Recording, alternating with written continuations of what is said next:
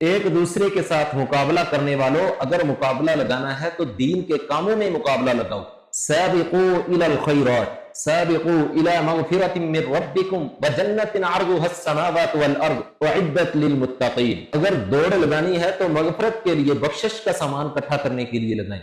اگر دوڑ لگانی ہے تو اس جنت کی طرف دوڑ لگائیں جو زمینوں آسمانوں کی وسعت سے بھی بڑی ہے، کیونکہ کائنات جتنی مرضی ترقی کر لے لیکن قبر کے اندر روشنی کرنے کے لیے جو بلب ہے وہ ایجاد نہیں کر سکی۔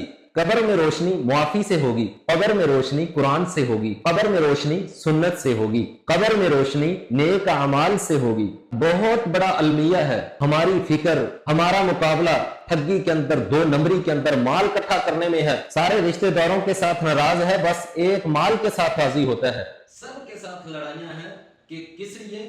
کہ میرے بچوں کا کچھ بن جائے۔ حضرت عمر بن عبدالعزیز نے کہا تھا اگر میرے بچے خدا کے فرما بردار ہوئے تو اللہ کبھی انہیں ضائع نہیں کرے گا، اللہ کبھی انہیں بھوکا نہیں مرنے دے گا۔ اگر اللہ کے نافرمان ہوئے تو میرے مال پہ پلتے یہ اچھے نہیں لگتے، اس لیے نیکیوں کے اندر مقابلہ کریں۔